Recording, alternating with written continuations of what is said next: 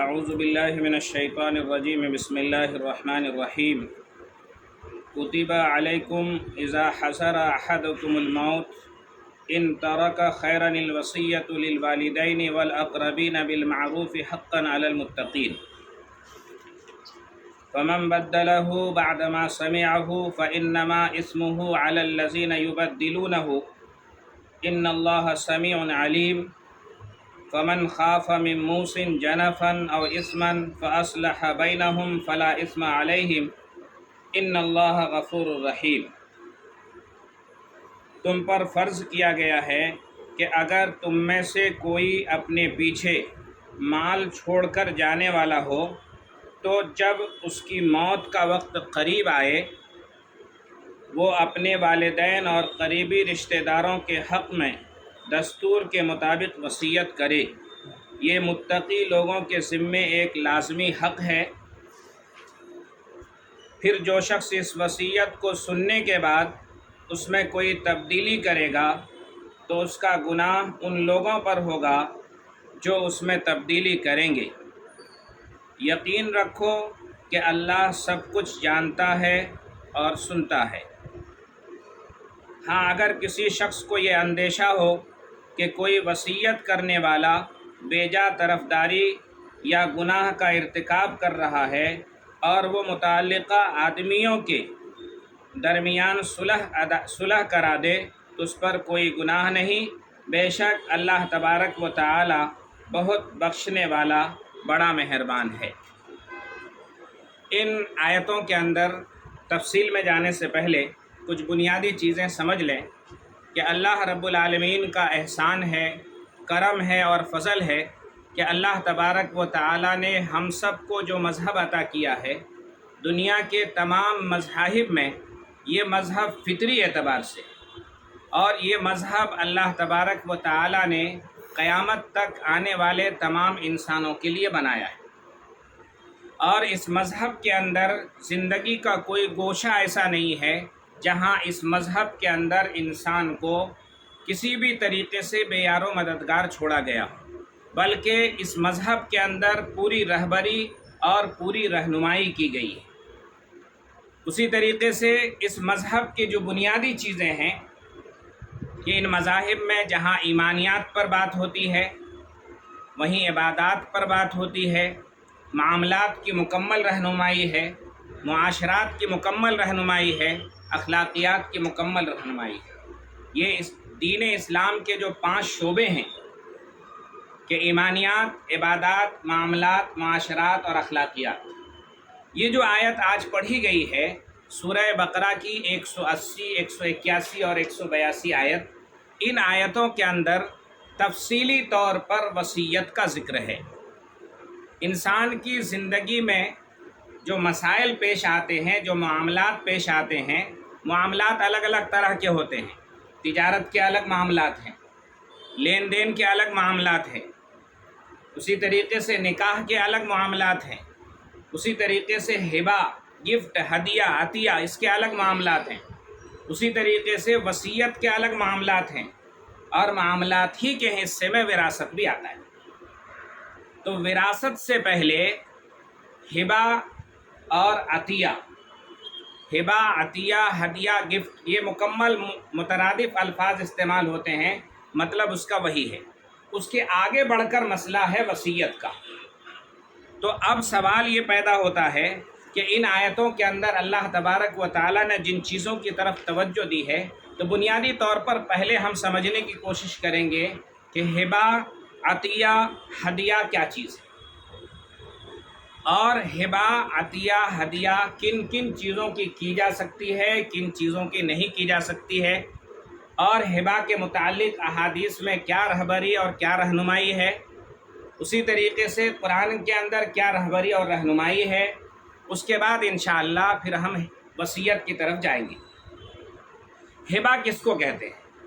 ہبہ اردو میں، عربی میں ہبہ کہا جاتا ہے، عطیہ کہا جاتا ہے، ہدیہ کہا جاتا ہے، ہندی میں دان کہا جاتا ہے، انگریزی میں گفٹ کہا جاتا ہے۔ یہ اس کے لغوی معنی ہیں۔ ہاں، لفظ ایک ہی ہے الگ الگ زبان میں الگ انداز سے الفاظ استعمال کیے جاتے ہیں۔ ہبا کا جو ڈکشنری کے اندر معنی ہے کسی کو نفع بخش چیز دے کر اس پر مہربانی کرنا، اس پر احسان کرنا، اگرچہ وہ مال ہو یا مال نہ ہو۔ یہ بحر الرائق جو ہے مسائل کی بہت بڑی اور بہت پرانی کتاب ہے، عربی زبان کے اندر ہے اور بڑی ضخیم اور بڑی کتاب ہے، اور بڑے مدارس میں اعلیٰ درجے میں وہ کتابیں پڑھائی جاتی ہیں۔ اور ہبا کی اصطلاحی تعریف کس کو کہتے ہیں؟ لغوی ترجمہ، ڈکشنری کے اندر اس کا ترجمہ ہے کسی کو نفع بخش چیز دے کر اس کے اوپر احسان کرنا، اس کو ہبا کہا جاتا ہے۔ ہبا کی اصطلاحی تعریف یہ ہے کہ کسی کو کسی چیز کا بغیر کسی عوض کے فی الحال مفت مالک بنا دینا، بغیر کسی عوض کے کسی چیز کا کسی کو مالک بنا دیا جائے، اس کو ہبا کہتے ہیں، اصطلاح میں گفٹ کہتے ہیں۔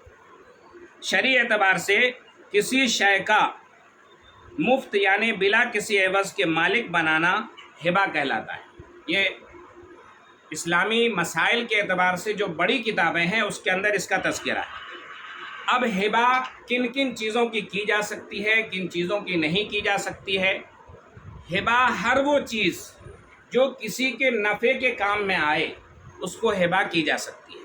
ہبا کے لیے دوسری چیز کس کو ہبا کی جا سکتی ہے؟ ہر شخص کو ہبا کیا جا سکتا ہے، یہاں تک کہ نان مسلم کو بھی کوئی چیز آپ دیں، گفٹ کریں، ہبا کریں، ہدیہ کریں تو کر سکتے ہیں۔ رشتہ دار کو کر سکتے ہیں، دوست کو کر سکتے ہیں، احباب کو کر سکتے ہیں، غریب کو کر سکتے ہیں، امیر کو کر سکتے ہیں، جس کو بھی ہبا، ہدیہ اور گفٹ اور ہبا جس کو دینا چاہیں اس کو دے سکتے ہیں، اس میں کوئی فرق نہیں ہے۔ ہاں، بچوں کو بھی جیسے عید کے موقع پر عیدی دیتے ہیں، وہ بھی ہدیہ ہے، گفٹ ہے۔ عیدی کا نام آپ دیے ہوئے ہیں، ہدیہ ہے اور گفٹ ہے۔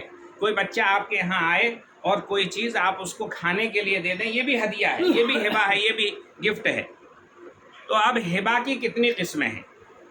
پہلی قسم ان الفاظ، ہبا کے الفاظ اور اقسام۔ ہبا میں کیا الفاظ، کیا ورڈنگ یوز ہوتا ہے جو صراحتاً اور وضعاً ہبا کے لیے استعمال ہوتا ہے؟ قرآن اور حدیث جو ہے یہ الفاظ کے اوپر بہت ساری چیزیں ڈیپینڈ کرتی ہیں۔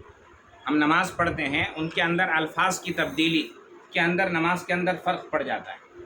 دوسری عبادات کرتے ہیں، معاملات کرتے ہیں، الفاظ کی تبدیلی کی وجہ سے معاملات بدل جاتے ہیں۔ نکاح کے طلاق کے الفاظ، جیسے طلاق کا الفاظ کوئی کہے کہ میں طلق تو، میں نے میری بیوی کو طلاق دیا، اور دوسرا اس کا جو صراحتاً الفاظ ہے، ڈائریکٹ الفاظ ہے، دوسرا یہ میں نے چھوڑ دیا۔ یہ کنایا کے الفاظ استعمال ہوتے ہیں۔ کنایا میں نے چھوڑ دیا بول کر اس میں طلاق کا لفظ نہیں ہے، لیکن اگر نیت کر لیتا ہے تو وہ طلاق شمار ہو جاتا ہے۔ تو بہرحال جو صراحتاً ہبا کے الفاظ میں استعمال ہوتا ہے، گفٹ کا الفاظ استعمال ہوتا ہے، ان الفاظ کے ذریعے سے ہبا کیا جاتا ہے۔ مثلاً کوئی شخص کسی سے یہ کہے کہ میں نے آپ کو کپڑا دیا، میں نے آپ کو کپڑا پہنا دیا۔ اسی طریقے سے یا یوں کہے کہ تم کو میں فلاں چیز کا میں نے مالک بنا دیا، یا میں نے فلاں چیز تمہارے لیے بنا دی۔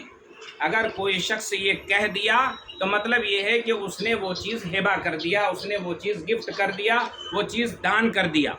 دان اپنے غریب کو بھی کر سکتے ہیں، امیر کو بھی کر سکتے ہیں، رشتہ دار کو بھی کر سکتے ہیں، دوست و احباب کو بھی کر سکتے ہیں، اپنے پہچان والے کو بھی کر سکتے ہیں، نہ پہچاننے والوں کو بھی کر سکتے ہیں، جو بھی ضرورت مند سامنے آیا اس کو کر سکتے ہیں، اس میں کوئی حرج نہیں ہے۔ دوسری قسم کے الفاظ یعنی ان الفاظ سے جو کنایتاً اور عرفاً ہبا کے معنی میں استعمال ہوتے ہیں، گفٹ کے معنی میں استعمال ہوتے ہیں۔ مثال کے طور پر یہ کہے کہ میں نے آپ کو کپڑا پہنایا، جو عرفاً کنایتاً ہبا کے معنی میں استعمال ہوتا ہے۔ عام طور پر کسی کو کچھ کہا کہ یہ کپڑا میرے طرف سے، اس میں ہبا کا لفظ، ہدیہ کا لفظ استعمال نہیں ہوتا، یہ میرے طرف سے آپ کے لیے، یہ لفظ جو کہہ دیا اس کو ہبا ہو گیا، گفٹ ہو گیا۔ تیسرا ہے جو کسی سے عاریتاً، ادھار کے معنی میں استعمال ہوتا ہے۔ جیسے مثال کے طور پر ان کے پاس کوئی کتاب پڑی ہوئی ہے، ہم آئے تو انہوں نے کہا کہ یہ کتاب آپ لے کر جائیے، اس کو عاریتاً کہا جاتا ہے۔ مطلب وقتی طور پر وہ ادھار لے کر جا رہا ہے، وہ کتاب استعمال کر کے پڑھ کے لا کر دے دے گا۔ لیکن اگر کسی آدمی نے کہا کہ یہ کتاب آپ لے جائیے، اور نیت کر لیا ہے ہبا کی تو وہ ہبا ہو جائے گی۔ یہ تو ہبا کے الفاظ ہیں۔ یہ الفاظ دونوں معنی میں استعمال کیے جاتے ہیں، ہبا کے معنی میں بھی استعمال کیے جاتے ہیں، ادھار کے معنی میں بھی استعمال کیے جاتے ہیں، جس کو عربی میں عاریتاً کہا جاتا ہے، مطلب عارضی طور پر کسی کو دیا گیا ہے اور پھر وہ استعمال کرنے کے بعد واپس کر دیں گے یا ان سے واپس لے لیں گے۔ جیسے کوئی شخص یہ کہے کہ میں نے تم کو اس گاڑی پر یا اس سواری پر سوار کر دیا۔ اس زمانے میں اونٹ اور گھوڑے ہوا کرتے تھے، تو اس میں یہ بھی ہو سکتا ہے کہ سواری پر سوار ہونے اور نفع اٹھانے کی اجازت ہو کہ بھئی آج تم کو گاڑی کی ضرورت ہے، میری گاڑی لے کر کے جاؤ اور وہاں سے واپس چلے آؤ، لا کر مجھے دے دینا۔ اور یہ بھی ہو سکتا ہے کہ یہ گاڑی لے کے جاؤ، میری گاڑی پڑی رہتی ہے، لے کے جاؤ۔ تو اگر نیت کر لیا ہے ہبا کا تو وہ ہبا ہو جائے گا، گفٹ ہو جائے گا، ہدیہ ہو جائے گا۔ دوسری صورت میں اگر یہ کہہ دے، نیت کر لیا کہ لے کر جاؤ تم استعمال کرو، تو اس کا ہدیہ ہو گیا، ہبا ہو گیا۔ وہ اگر لے کر چلا گیا تو حقیقی طور پر وہ مالک بن جاتا ہے۔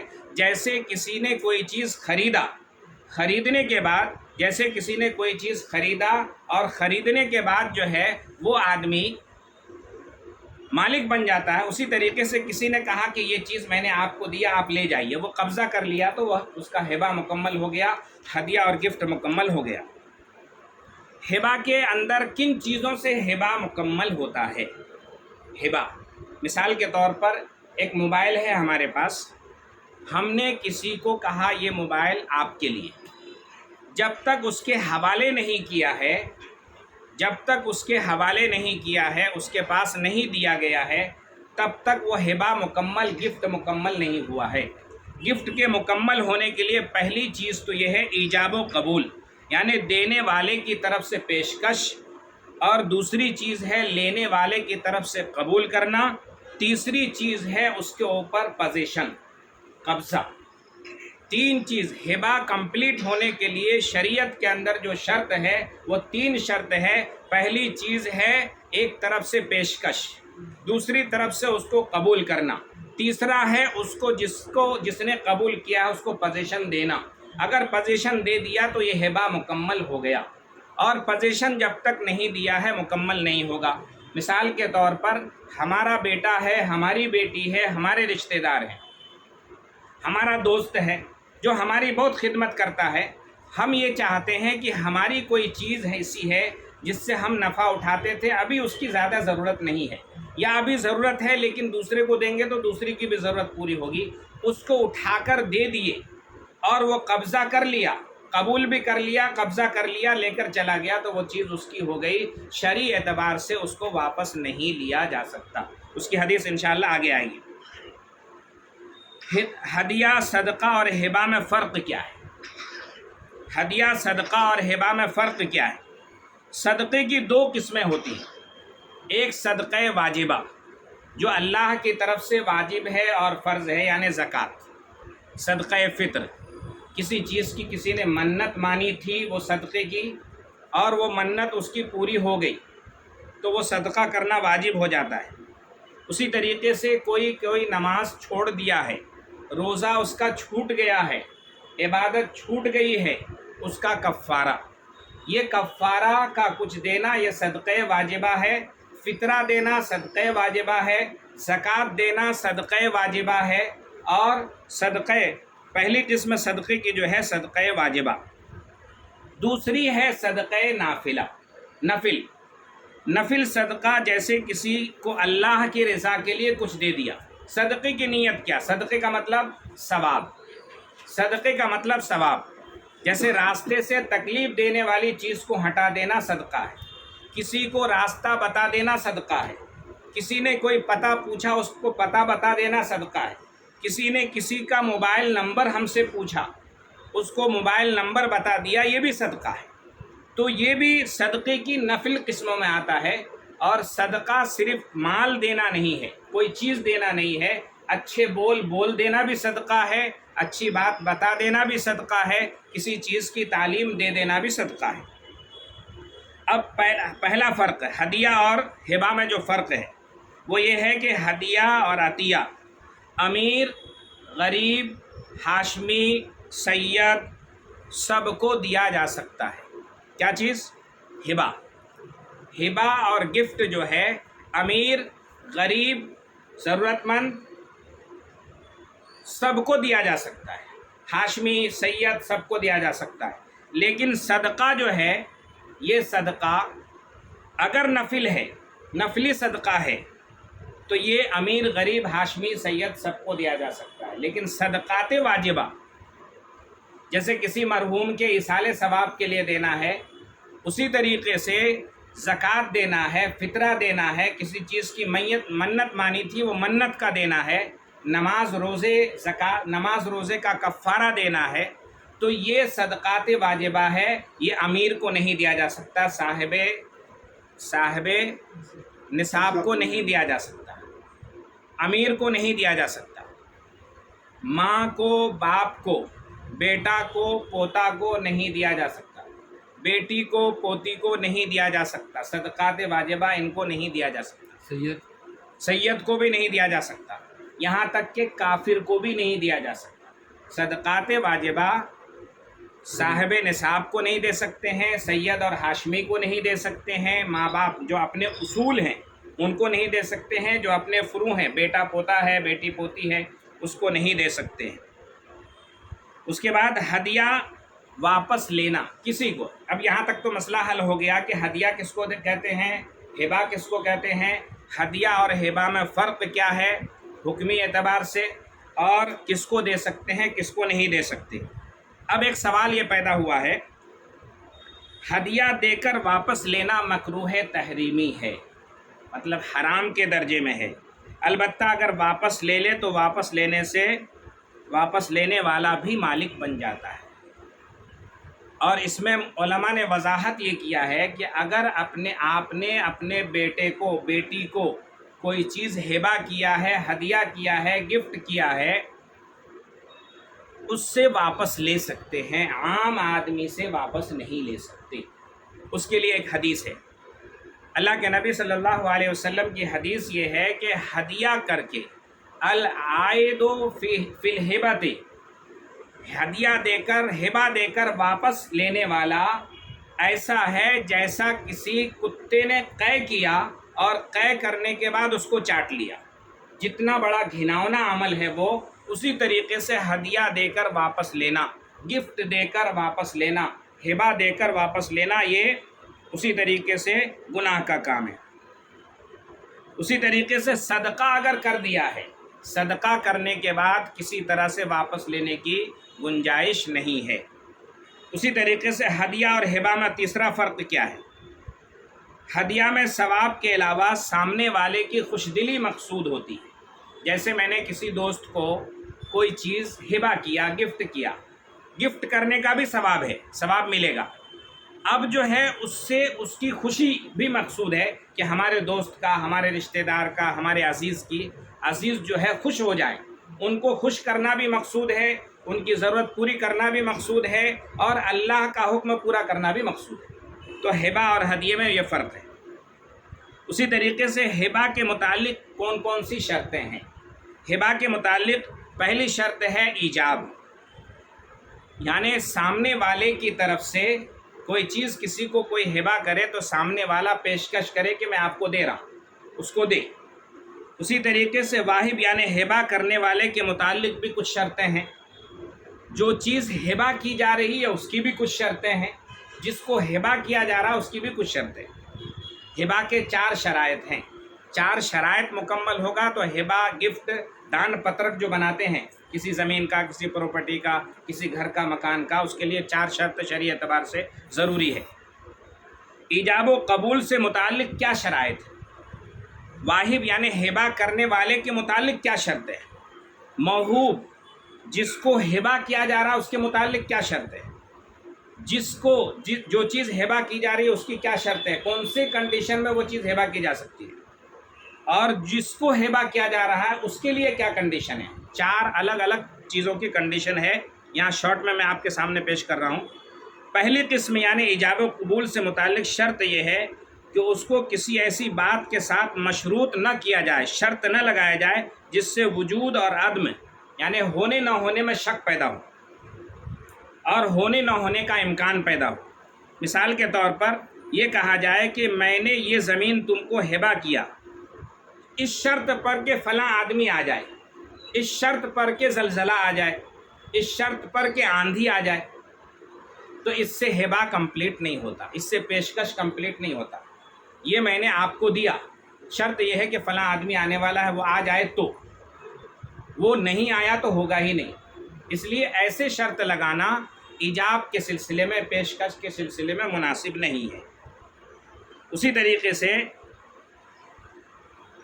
یہ کسی وقت کے ساتھ ہبہ کو منسوب کریں کہ تم رات میں 1 بجے آئیں گے تبھی یہ چیز تم کو دیں گے، وقت کے ساتھ منسوب نہیں کیا جا سکتا۔ ہبہ کا مطلب ڈائریکٹلی ہبہ کرنا ہے، ڈائریکٹلی گفٹ کرنا ہے، کیونکہ ہبہ کا مقصد ہی یہی ہے کہ کسی چیز کو فی الفور امیجیٹ اس کو مالک بنا دیا، تب جا کے ہبہ کمپلیٹ ہوتا ہے۔ اور ابھی میں جب 50 سال میری عمر ہوگی، آج میری عمر اندازے کے حساب سے 40 ہے، اور کہے کہ 50 سال جب میری عمر ہوگی تب یہ تمہارا ہوگا، کیا ممکن ہے کہ 50 سال سے پہلے اس کا انتقال ہو جائے؟ کیا ہبہ کمپلیٹ نہیں ہوگا؟ اسی طریقے سے ہبہ کا مطلب یہ ہے کہ امیجیٹ اس کا اثر ہونا ہے، اس کا مرنے کے بعد یا آخری وقت میں یا لانگ ٹائم میں اس کا شرط نہیں لگایا جا سکتا۔ دوسری قسم ہے ہبہ کرنے والے کے متعلق کیا شرط ہے، وہ یہ ہے کہ وہ اس کو مکمل طور پر اس پر تصرف کا، اس کے اوپر کنٹرول کا مکمل حق رکھتا ہوں۔ جیسے میری کتاب میری ہے، یہ میں نے اس کو خریدا ہے، میں اس کا مالک ہوں، پوزیشن میرے پاس ہے، میں اس کو چاہوں تو پھینک دوں، میں اس کو چاہوں تو بیچ دوں، میں اس کو چاہوں تو کسی کو ہدیہ کر دوں، کسی کو ہبہ کر دوں۔ اگر ایسی کنڈیشن ہے تو ہی وہ آدمی ہبہ کر سکتا ہے۔ چیز کسی اور کی ہے، کوئی اور آدمی ہبہ نہیں کر سکتا۔ کسی اور کی زمین ہے، کوئی آدمی کسی کو گفٹ نہیں کر سکتا۔ یہ ہبہ کے لیے دوسری شرط یہ ہے کہ واحد مالک ہونا ضروری، مالک ہونا اور پوزیشن ہونا بھی ضروری ہے۔ مالک ہے لیکن ڈیڈیکیشن میں گیا ہوا ہے وہ پراپرٹی اور کیس چل رہا ہے، اس کو کسی کو ہبہ نہیں کر سکتے۔ جب تک 100% آپ مالک نہیں ہو جاتے، آپ کے پوزیشن میں نہیں آتا، آپ اس کو نہیں دے سکتے۔ اسی طریقے سے یعنی وہ آدمی عقل مند بھی ہو، کوئی مینٹل ڈسٹرب ہو گیا ہے، وہ آدمی ہبہ کرے، ہبہ کمپلیٹ نہیں ہوتا۔ اسی طریقے سے آزاد ہو، کسی کا غلام نہیں ہو، اور جو چیز ہے، جس چیز کی ہبہ کی جا رہی ہے اس کا کمپلیٹ مالک ہو۔ لہٰذا نابالغ، پاگل اور غلام اگر ہبہ کرے تو اس کا درست نہیں ہوگا۔ چھوٹا بچہ اگر کسی کو ہبہ کرے تو درست نہیں ہے۔ ہبہ کرنے کے متعلق تیسری شرط یہ ہے موہوب سے متعلق، جس کو ہبہ کیا جا رہا ہے، کہ جو چیز ہبہ کی جا رہی ہے وہ ہبہ کرنے کے وقت واہب کے پاس موجود ہو، مطلب ہبہ کرنے والے کے پاس موجود ہو، اور جس مال کو ہبہ کیا جا رہا ہو وہ شریعت کی نگاہ میں قابل قیمت ہو، قابل قدر و قیمت ہو۔ جیسے کوئی کچرا کسی کو ہبہ کرے تو وہ ہبہ صحیح نہیں ہوگا، کچرے کی کوئی قیمت نہیں ہے، کچرے کی کوئی قیمت نہیں ہے۔ جس چیز کو ہبہ کیا جا رہا ہے شرط یہ ہے کہ وہ قابل قدر ہو، قابل قیمت ہو، اس کی کوئی نہ کوئی اہمیت ہو۔ اسی طریقے سے وہ مال فی نفسی ہی شخصی ملکیت کے دائرے میں آتی ہو۔ جیسے روڈ پر کوئی چیز ہے، روڈ کی کوئی چیز ہے، کسی کو ہبہ نہیں سکتے، یہ گورنمنٹ اور پبلک پراپرٹی ہے، پبلک پراپرٹی کسی کو ہبہ نہیں کر سکتے، کوئی لے نہیں سکتا، کوئی دے نہیں سکتا، کوئی بیچ نہیں سکتا۔ واہب کی ملکیت میں ہونا شرط ہے، اور موہوب قابل تقسیم ہو تو تقسیم شدہ ہو۔ مثال کے طور پر ایک بڑی پراپرٹی ہے، اس میں اگر کسی کو ہبہ کرنا ہے تو بائی فرگیٹ اس کو تقسیم کر کے اتنا الگ کر کے اس کو دینا ہے۔ میرے پاس 1 ایکڑ زمین ہے، 1 ایکڑ زمین میں سے میں نے تم کو 1 گنٹھا دیا، ایسا نہیں ہوگا، بلکہ وہ بائی فرگیٹ، جس کو چوہدی کہتے ہیں، جس کو 4 سیما اس کا ذکر کرنا کہتے ہیں، کہ چاروں اس کی ذکر کر دیا جائے، باضابطہ اس کی تحریر کی جائے، تب جا کے مکمل ہوتا ہے۔ اور مشترک نہ ہو، مطلب کمبائنڈ نہ ہو، ایک آدمی 5 آدمی اس چیز کا مالک ہے، اور کمبائنڈ میں سے کوئی آدمی جا کے ہبہ کرنا چاہے تو نہیں کر سکتا، اس کو بائی فرگیٹ پہلے کرنا ہے، پھر ہبہ کرنا ہے۔ وہ کیا سوچ رہا ہے، یہ 5 دوست ہم نے مل کے خریدے تھے، اس میں سے 4 لوگ کی نیت خراب ہو گئی ہے، مجھ سے الگ کرنا چاہتا ہے، لہٰذا ان کو پھنسانے کے لیے کسی کو گفٹ کا پیپر بنا دیا کہ وہ میری اس میں شرکت ہے۔ ایسا ہبہ کرنا غلط ہے۔ شریعت کی نگاہ میں اس طرح سے ہبہ کرنا غلط ہے جب 100% آپ کا قبضہ اس پر نہیں ہے، 100% آپ کی پوزیشن اس پر نہیں ہے، تو آپ نہیں کر سکتے۔ چوتھی قسم ہے، یعنی جس کو ہدیہ کیا جا رہا ہے اس کے متعلق شرط یہ ہے کہ اس کی طرف سے بھی فوراً قبضہ کرنا ضروری ہے۔ مثال کے طور پر ایک مرتبہ ایسا ہوا کہ حضرت عائشہ صدیقہ رضی اللہ عنہا کو غابہ ایک باغیچے کا نام تھا، جس میں 20 وسق، آپ اندازہ لگا لیجئے 20 کوئنٹل کھجور ہوا کرتا تھا۔ حضرت ابوبکر صدیق رضی اللہ عنہ نے حضرت عائشہ سے ایک زمانے میں کہا کہ یہ باغ تمہارے لیے ہدیہ ہے۔ حضرت عائشہ اپنے آخری وقت، حضرت ابوبکر کے آخری وقت تک جو ہے اس میں سے حضرت عائشہ نے کچھ نہیں لی۔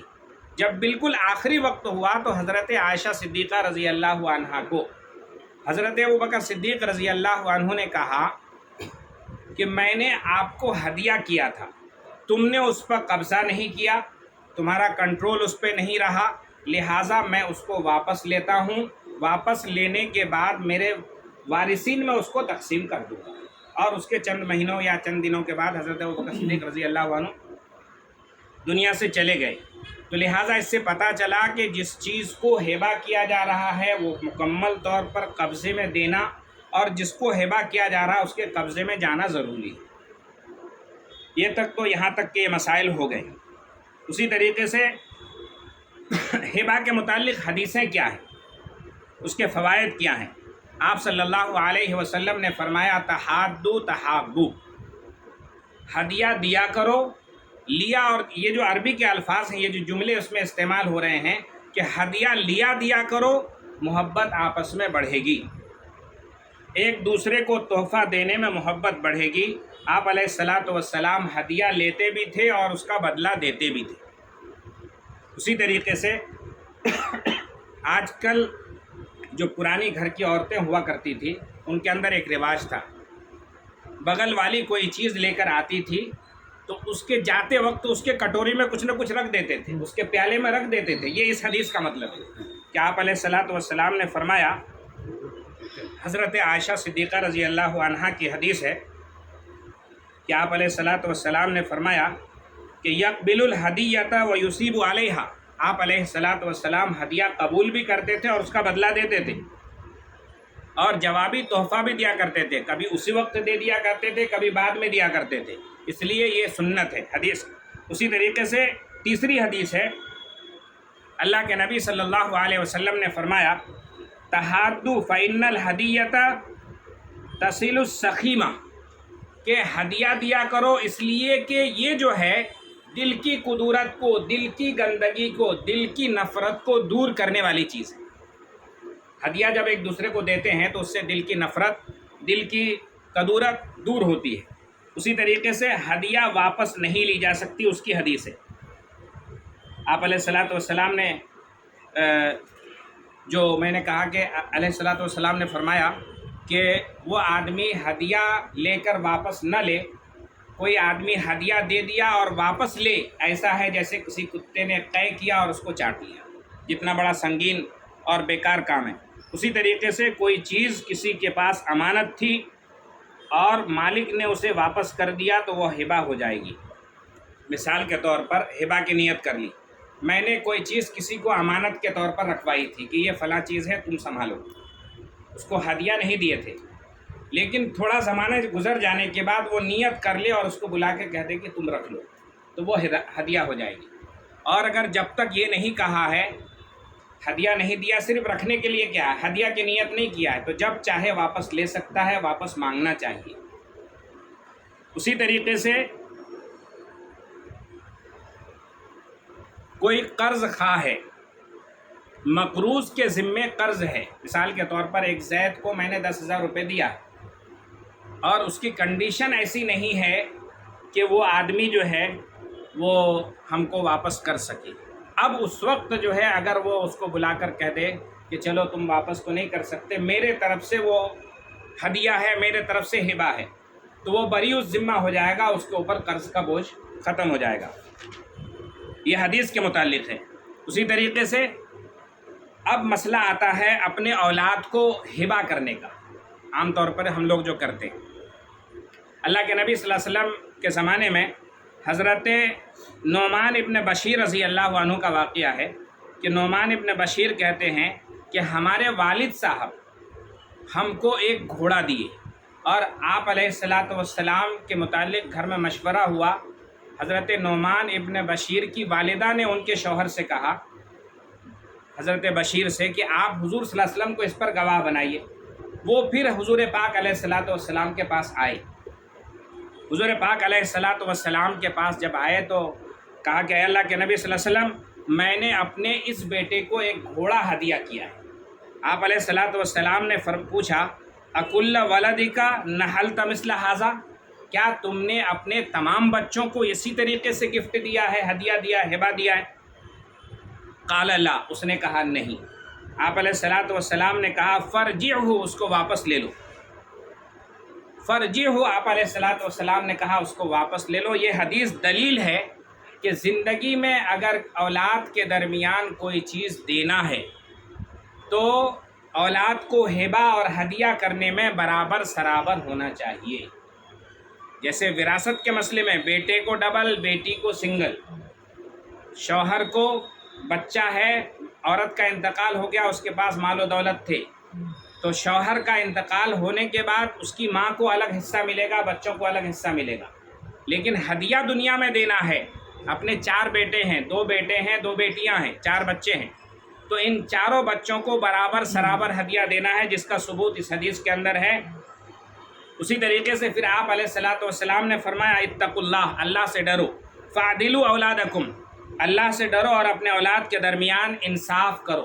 اور دوسری روایت کے اندر ہے سووا بین اولادکم، اولاد کے درمیان برابری کا معاملہ کرو، برابر سرابر کا معاملہ کرو۔ اس لیے دنیا میں کوئی آدمی اپنے اولاد کو اپنی وصیت سے پہلے ہبہ کرنا چاہے، ہدیہ کرنا چاہے تو برابر سرابر کر سکتا ہے، اس میں فرما برداری اور نافرمانی کا مسئلہ نہیں ہے۔ اسی طریقے سے اللہ کے نبی صلی اللہ علیہ وسلم نے فرمایا اپنی اولاد کو ہدیہ دے کر واپس لے سکتے ہیں، اس لیے کہ حدیث میں ہے کہ اولاد کا مال باپ کا مال ہے، اولاد کا مال ماں کا مال ہے، اس لیے۔ اور پھر فرمایا کہ ان اطیب ما اکلتم من کسبکم، بہترین کھانا جو تم کھاتے ہو اپنے ہاتھ سے کمائی ہے، اور تمہاری اولاد تمہاری کمائی ہے، لہٰذا اولاد کا مال تمہارے حق میں بہتر ہے۔ تم اگر اولاد کو ہدیہ دیے ہو، کچھ زمانہ گزر جانے کے بعد اس سے واپس لے سکتے ہو۔ انت و مالک، چوتھی 5ویں حدیث ہے، انت و مالک لابیک، اللہ کے نبی صلی اللہ علیہ وسلم نے ایک صحابی سے فرمایا کہ تم اور تمہارے مال تمہارے باپ کے لیے، تمہارے ماں باپ کے لیے ہے، لہٰذا بچے کے مال میں، بچے کی چیزوں میں باپ کو تصرف کا پورا اختیار ہوتا ہے، پورا حق ہوتا ہے، قرآن و حدیث کی روشنی میں یہ حدیث ہے۔ اسی طریقے سے اللہ کے نبی صلی اللہ علیہ وسلم نے فرمایا، یہ ہبہ کے تعلق سے یہاں یہ چیزیں کمپلیٹ ہو جاتی ہیں۔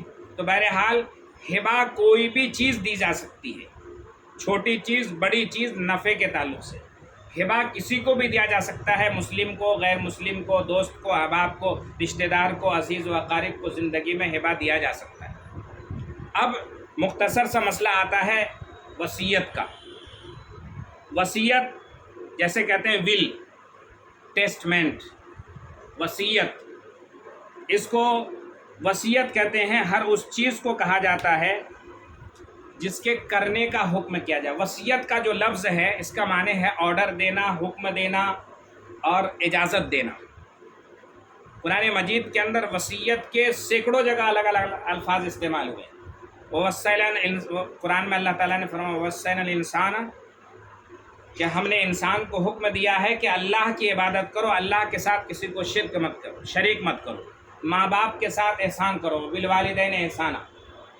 اور کہیں اللہ تبارک و تعالیٰ نے حضرت عیسیٰ علیہ السلام کے متعلق فرمایا اوصانی بالصلاۃ والزکاۃ وبرا بوالدتی، کہ حضرت عیسیٰ علیہ السلام فرماتے اللہ نے مجھے حکم دیا، تو لہٰذا مطلب وصیت کا یہ ہے کسی چیز کا حکم کرنا، کسی چیز کے بارے میں بتانا، خاص زندگی میں ہو یا زندگی کے بعد ہو۔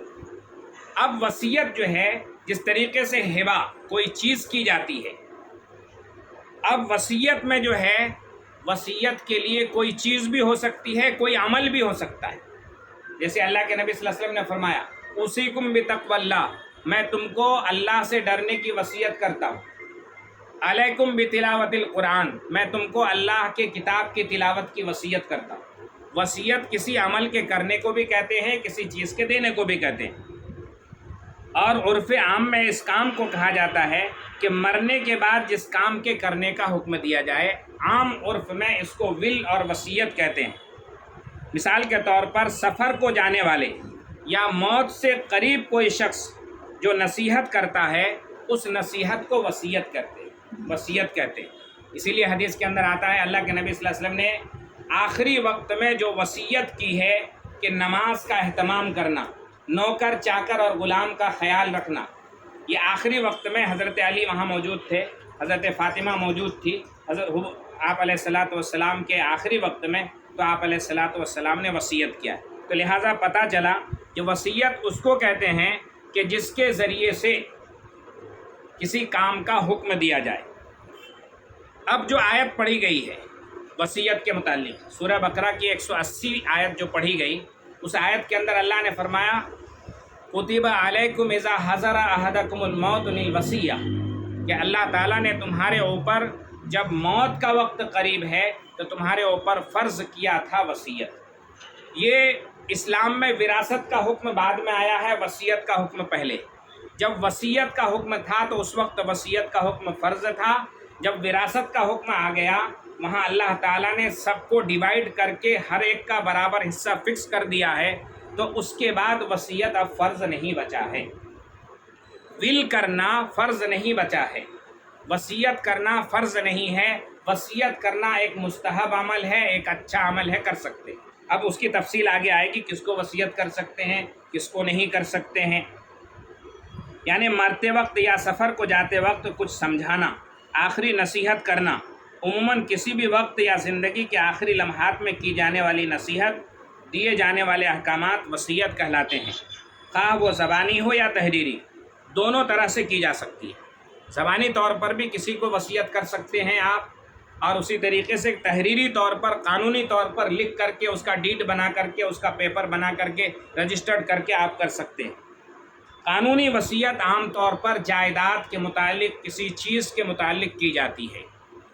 اور زبانی وصیت کی جو ہے، زبانی وصیت عام طور پر کسی بھی عمل کے لیے کی جا سکتی ہے. احادیث نبوی کے مطابق کوئی شخص کسی خاص شخص کے حق میں صرف 1/3 مال کی وصیت کر سکتا ہے. کوئی شخص کسی خاص شخص کے متعلق صرف 1/3 مال کی وصیت کر سکتا ہے.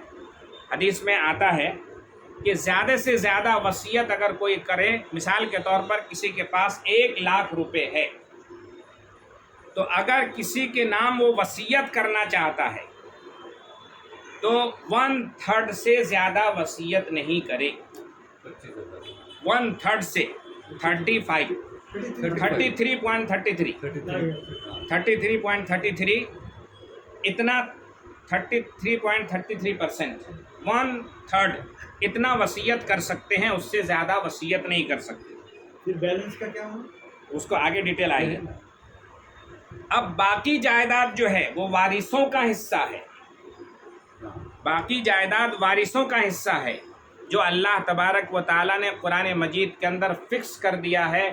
یہاں تک کہ فرائض میں اور وراثت میں کسی شخص کو اس کی اجازت نہیں دیا ہے، کسی شخص کو اس کی اجازت نہیں دیا ہے کہ وہ اپنا مال کسی کو ہدیہ کرے، ہبہ کرے اور اسی طریقے سے واپس لے. وصیت کے متعلق میں یہ بتا رہا تھا کہ وصیت 1/3 میں کی جا سکتی ہے، اس سے زیادہ میں نہیں کی جا سکتی.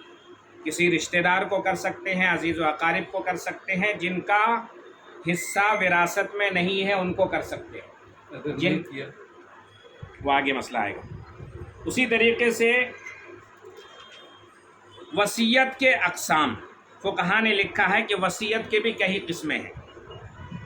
وصیت واجبہ، مثال کے طور پر ایک آدمی 10 سال تک مالدار رہا لیکن کسی وجہ سے وہ زکوٰۃ ادا نہیں کر سکا، مرتے وقت یا مرنے سے پہلے، بڑھاپا ہونے سے پہلے ان کے جو وارثین ہیں ان کو بلا کر کہنا ضروری ہے کہ میں نے اتنے سال زکوٰۃ ادا نہیں کیا، 1 کروڑ کی پراپرٹی ہے میرے پاس، میں زکوٰۃ ادا نہیں کر سکا، ہر سال مثال کے طور پر 5,000 میرے اوپر زکوٰۃ واجب ہوا کرتی تھی، میں نے اس کو ادا نہیں کیا، 1 کروڑ کی پراپرٹی تھی تو 2.5 لاکھ اس میں زکوٰۃ واجب ہوتی تھی، میں نے ادا نہیں کیا، 10 سال کا باقی ہے، تم ادا کر دینا، یہ اس کی بھی وصیت کر سکتے۔ اسی طریقے سے کہے کہ میں نے 5 سال رمضان کے روزے نہیں رکھے بیماری کی حالت میں، اس کا کفارہ بھی ادا نہیں کیا ہے، تمہارے لیے ضروری ہے کہ تم اس کا کفارہ ادا کرنا، تو وہ وصیت ہو جاتا ہے۔ اسی طریقے سے صدقہ فطر میں نے ادا نہیں کیا ہے، نماز اتنے وقت کی میں مجبوری کی وجہ سے نہیں پڑھ سکا، یہ ہے وصیت واجبہ، مرنے سے پہلے یہ وصیت کر جانا چاہیے، اور جن کو وصیت کیا ہے، جن اولاد کو، ان کے لیے ضروری ہے کہ وہ اس کو ادا کریں۔ دوسری چیز ہے وصیت مکروہہ، ناجائز وصیت، مکروہ وصیت، مثال کے طور پر کہے کہ میں تم کو اس بات کی وصیت کر رہا ہوں کہ تم میرے جانے کے بعد اس کا مرڈر کر دینا، میرے جانے کے بعد اس کا جان لے لینا، میرے جانے کے بعد وہ پراپرٹی ہے اس پر کس کا چھین کے قبضہ کر لینا، کسی ناجائز امر کا حکم دینا، یہ ناجائز وصیت ہے، اس کو لاگو نہیں کیا جاتا، اس کو ماننا گناہ ہے۔ وصیت کی ایک اور قسم ہے وصیت مباح، جائز، جیسے اغنیا اور مالداروں کے لیے وصیت کر جانا، کسی جائز امر کے لیے، جائز کام کے لیے وصیت کر جانا، یہ جو ہے وصیت مباح کہا جاتا ہے۔ اور انہی مباح وصیت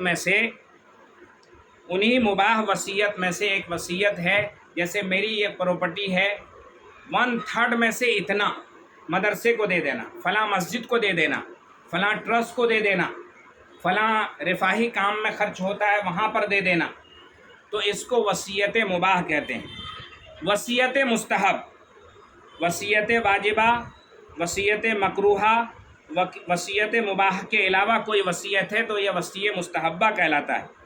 کسی کار خیر کے لیے وصیت کر جانا، مثال کے طور پر اس راستے پر لوگ 10 کلومیٹر دور سے سفر کر کے آتے ہیں، بیچ میں کہیں کوئی سائے کی جگہ نہیں ہے، اس جگہ ایک روم بنا دینا میرے پیسے سے، اتنی زمین خرید کر روم بنا دینا، اس کا پیسہ اتنا ہے اس میں، اگر ایسا کوئی کہہ دیا ہے وصیت کرنے والا، اور جس کو وصیت کیا ہے اور اس کو پیسے بھی دے دیا ہے، تو ضروری ہے اس کے لیے اس کو بنا دینا۔ اسی لیے ایک زمانے تک ہمارے اس ملک کے اندر رواج رہا ہے وقف کرنے کا، اور وقف کی ایک شکل ہے وہ وصیت۔ وقف جو ہے زندگی میں بھی کر سکتے ہیں، کسی کو وصیت کر کے جا کے ان کے مرنے کے بعد بھی اس کو کمپلیٹ کر سکتے ہیں۔ ایک چیز ہے وصیت ممنوعہ، بعض وصیتیں ایسی ہوتی ہیں جن کی تعمیل ممنوع ہے، جیسے غلط کام کے لیے کسی کو وصیت کر جانا، میں تم کو یہ بولتا ہوں کہ تم یہ غلط کام کرنا ہی بعد میں۔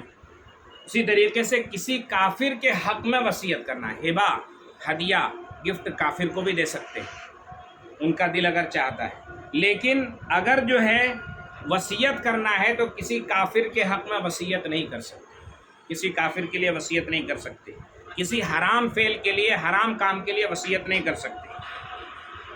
اسی طریقے سے وصیت موقوفہ، بعض وصیتیں وہ کہلاتی ہیں جس میں شرط لگا دیا، جیسے پہلے میں نے کہا تھا ہبہ بھی موقوف ہے، شرط لگا دیا تو وہ شرط نہیں مانی جاتی، وہ ہبہ کمپلیٹ نہیں ہوتا، اسی طریقے سے یہ وصیت بھی کمپلیٹ نہیں ہوتا۔ اب قرآن مجید کے اندر جو ہے ایک اور مسئلہ ہے، حدیث کے اندر، وارث کو ول کر سکتے ہیں یا نہیں، جیسے ہمارا بیٹا ہے، بیٹی ہے، بیوی ہے، عام طور پر 8 لوگوں کا حصہ قرآن مجید کے اندر اللہ نے فکس کر دیا ہے، شوہر، بیوی، بیٹا، بیٹی، 4، اسی طریقے سے ماں، باپ، اس کا حصہ اللہ تعالیٰ نے متعین کر دیا ہے۔ پھر اس کے بعد بھائی اور بہن، بیٹا بیٹی کی نہ ہونے کی شکل میں پھر بھائی بہن کو جاتا ہے، اور بھائی اور بہن میں 3 طرح کے بھائی بہن ہوتے ہیں، ایک حقیقی بھائی کہ باپ بھی ایک ہی ہے، ماں بھی ایک ہی ہے، اس کو عینی کہا جاتا ہے، حقیقی بھائی بہن کہا جاتا ہے۔ ایک ہے علاتی، کہ جس کا مطلب یہ ہوتا ہے کہ ماں ایک ہی ہے، باپ الگ الگ ہے۔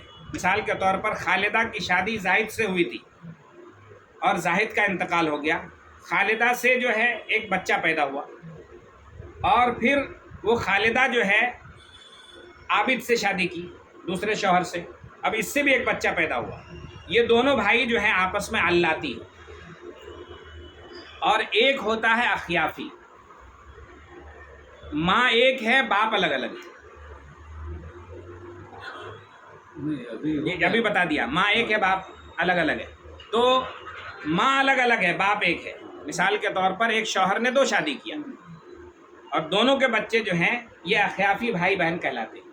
تو یہ تینوں بھائی بہن کا حصہ وراثت کے اندر آتا ہے۔ وراثت کے اندر جو ہے وصیت کسی وارث کو نہیں کی جا سکتی۔ حدیث کے لا وصیت لوارث، بیٹے اور بیٹی کے لیے وصیت نہیں کی جا سکتی، اس لیے کہ وصیت کا جو تعلق ہے، مثال کے طور پر کوئی شخص وصیت کرتا ہے، جس دن ان کا انتقال ہو گیا اس دن سے وہ لاگو ہوتا ہے، وصیت اس دن سے لاگو ہوتا ہے، اور ہدیہ جس دن کیا امیجیٹ اسی دن سے لاگو ہوتا ہے، امیجیٹ اس کا ایفیکٹ پڑتا ہے۔ وصیت اور ہبہ میں فرق دیکھیے، وصیت یہ ہے کہ مثال کے طور پر اس کتاب کا میں مالک ہوں، اس دکان کا میں مالک ہوں، اس مکان کا میں مالک ہوں، میں فلاں آدمی کے نام وصیت کرتا ہوں، جس دن میں مر جاؤں گا اس دن جو ہے یہ ان کا ہے، پیپر بنا دیا گیا ہے، اور مرنے کے بعد امیجیٹ ان کے قبضے میں چلا جاتا ہے۔ یہ جو ہے وصیت وارث کے لیے نہیں کی جا سکتی۔ وارث کے لیے اگر کرنا ہے زندگی میں تو وہ ہبہ کرنا ہے، گفٹ کرنا، امیجیٹ اس کا مالک ہو جاتا ہے، کیونکہ اللہ تبارک و تعالیٰ نے کہا ہے بہترین ماں باپ وہ ہے، بہترین مورث وہ ہے جو اپنے وارث کے لیے کچھ نہ کچھ چھوڑ کر مرے، اس کو قلاش اور فقیر بنا کر نہ جائے۔ مثال کے طور پر زندگی میں ہی بہت کچھ کمایا ماں باپ نے، اور مرنے سے 4 دن پہلے سب کچھ بیچ کر کے ختم کر کے چلا گیا، یہ گناہ کا کام۔ مرنے سے پہلے سب کچھ کسی کو دے کر چلا گیا، یہ گناہ کا کام، اسی لیے اس میں روک لگا دیا۔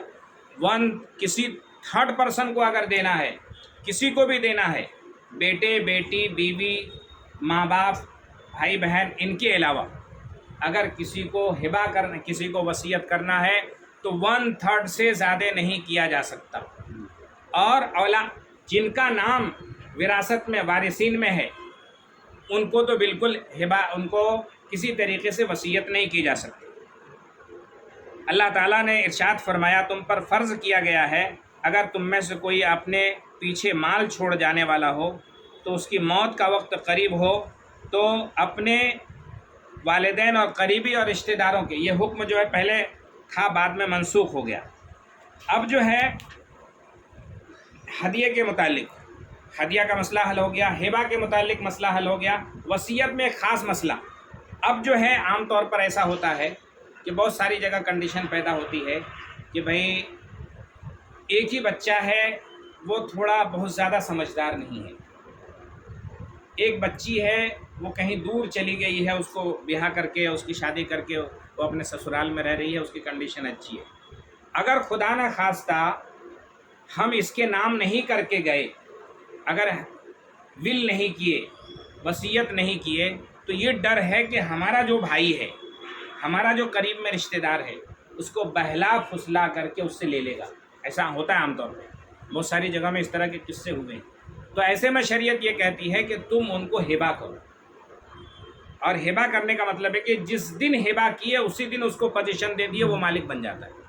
ایسا بھی احسان کر سکتے ہیں۔ بعض علماء یہ فرماتے ہیں کہ اولاد کو زندگی میں اس کی اجازت ملی ہے بھی کہ زندگی میں بھی آپ جس بیٹیوں کا جتنا حصہ ہے، بیٹوں کا جتنا حصہ ہے، بیٹھ کر کے اس حصے کے مطابق بھی آپ ان کو دے کر کے زندگی میں بھی وراثت کو تقسیم کر سکتے ہیں، اس کی اجازت ہے۔ 2 بیٹی ہے 2 بیٹا ہے، بیٹے کا ڈبل ہوتا ہے، بیٹی کا سنگل ہوتا ہے، بیوی ہے، بیوی کے کنڈیشن وراثت کے جب مسائل آئیں گے تو انشاءاللہ تفصیل سے بات ہوگی کہ کسی شخص کا انتقال ہوا شوہر کا، اگر اس کو اولاد ہے تو بیوی کو 8واں حصہ ملے گا، اگر اولاد 12.5%، اور औलाद नहीं है, बीवी है सिर्फ, तो बीवी को माल का चौथाई हिस्सा मिलेगा, वो कंडीशन पैदा हो जाती है।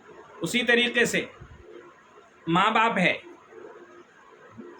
है, बीवी है, बच्चे हैं, तो माँ बाप को 1/6 मिलेगा, 1/6 छठा हिस्सा। तो अब जो विरासत के जो मसाइल आते हैं, विरासत के मसाइल में जिसकी जैसी कंडीशन होती है उस हिसाब से कैलकुलेट किया जाता है। तो बहरहाल वसीयत बड़ा अहम मसला है। वसीयत पहले फ़र्ज़ था, अब वसीयत फ़र्ज़ नहीं है, वसीयत मुस्तहब है। वसीयत वारिस के लिए नहीं किया जाता है, वारिस के लिए किया जाना है तो हिबा है। और ज़िंदगी में माल, उलमा ने फतवा भी दिया है कि माल जो है मरने से पहले अगर हिबा कर रहे हैं तो बराबर तकसीम करो, और अगर बराबर तकसीम नहीं कर सकते हैं तो तमाम वारिसीन को बुला करके उनको राज़ी करके फ़राइज़ के हिसाब से, जो विरासत है विरासत के हिसाब से भी डिवाइड कर सकते हैं, तकसीम कर सकते हैं। तो ये शरीयत के कुछ मसाइल थे, वसीयत के मुतालिक थे। आपके जहन में कोई सवाल हो तो 1-2 मिनट में पूछ सकते हैं। कोई वसीयत नहीं किया हाँ, जिंदगी में तो कोई गुनाह नहीं, ना? कोई गुनाह नहीं। तो जो माल लेंगे वो वरासत में बाद में जाएगा। जिस दिन, अब ये विरासत में कौन कौन सा माल जाता है? जिस वक्त ज़ैद, मिसाल के तौर पर ज़ैद का इंतकाल हुआ, उसको बीवी हैं, बच्चे हैं, नहीं हैं, जिस दिन उनका इंतकाल हुआ, पहनने वाला कपड़ा, हाथ की घड़ी, चश्मा, घर का टोटल सामान, ये जितनी चीज़ें लगे हुए हैं, सब चीज़ विरासत में तकसीम है। पहले कर्ज होगा तो हाँ, उसकी 4 शराइत है। सबसे पहला काम ये है कि मैयत जब इसका इंतकाल हो जाए तो बेहतर ये है कि उन्हीं के माल में से उनकी तजहीज़ व तकफीन की जाएगी। पहली शर्त, तजहीज़ व तकफीन की जाएगी। और अगर वहाँ उनका बेटा मौजूद है, भाई मौजूद है, रिश्तेदार मौजूद है, तो वो अपने तौर से खर्च करे तो उसकी इजाज़त है, मना नहीं है। लेकिन अगर ऐसा कोई कंडीशन नहीं है कि कोई आदमी देने वाला नहीं है, दे नहीं सकता, तो उसके माल में से पहले तजहीज़ व तकफीन की जाएगी। कफन दफन का, कब्र खोदने का, एम्बुलेंस पे लाने का, एम्बुलेंस लेके जाने का, कब्रिस्तान तक लेकर जाने का, ये सारा खर्चा उस मैयत के पास अगर माल है तो उसमें से अदा किया जाएगा। दूसरा उसका ये है कि दैन, कर्जा अदा किया जाएगा। मिसाल के तौर पर एक आदमी ने 1 करोड़ रुपये छोड़ा है मरते हो, 5,000 रुपये खर्चा हुआ कफन दफन में, 90 लाख रुपए जो है उसने कर्जा छोड़ा है, तो उसमें से 90 लाख रुपए कर्जे वाले को दिया जाएगा। अब उस वक्त की कंडीशन ये है कि कर्जा इन्होंने दिया, उसका प्रूफ किया है, कागजात किया है, तहकीक किया है, और वो तकसीम किया जाएगा। सूरत में 90 लाख दे दिया गया तो फिर वारिसीन को कुछ नहीं मिलेगा ना? वारिसीन को जितना बचा उसमें से मिलेगा, नहीं बचा तो नहीं मिलेगा। 1 रुपया भी अगर नहीं बचा तो नहीं मिलेगा। उसका कर्जा तो क्योंकि कर्जा बहुत बड़ा जिम्मेदारी है। कई ऐसा मौका आया कि हुजूर पाक अलैहिस्सलातु वस्सलाम गए, सहाबी का जनाजा आया, जनाजा पढ़ने के लिए गए, आप अलैहिस्सलातु वस्सलाम के जहन में आया, पूछ लिया इसके ज़िम्मे कर्जा है? किसी ने कहा हाँ है। तो आप अलैहिस्सलाम ने हज़रत उमर से, गालिबन किसी सहाबी से कहा कि आप जनाजा पढ़ लो, मैं जाता हूँ। लोगों को बड़ा अजीब सा लगा, इतना बड़ा काम हुजूर जो है नाराज़ होके जा रहे हैं। मतलब कर्ज़ का बोझ, अंदाज़ा लगाइए कि कितना बड़ा बोझ होगा कर्ज़ का और कितनी बड़ी सख्त पकड़ होगी। तो हुजूर पाक अलैहिस्सलातु वस्सलाम जाने लगे। एक सहाबी, उस आदमी का कोई रिश्तेदार ऐसा नहीं था कि दे सके, एक सहाबी तैयार हो गया कि अल्लाह के नबी, इसके ज़िम्मे जितना कर्जा है मेरे तरफ से अदा करूँगा। फिर हुजूर वापस लौट के आए, उसकी नमाज जनाजा पढ़ाई। ये जज्बा ईमान वाले को मरते वक्त भी उभारता है। तो बहरहाल तीसरा अमल है, पहला तजहीज़ व तकफीन है, और दूसरा जो है कर्जा है। तीसरे नंबर पर वसीयत अदा की जाएगी। मिसाल के तौर पर 90,000 रुपये उसने कर्जा किया था, 90 लाख रुपए कर्जा उसका दे दिया। अब आखिरी में मसला, कंडीशन ये आया है कि 90 लाख रुपए उनका अदा हो गया, लेकिन उन्होंने वसीयत भी कर दिया है,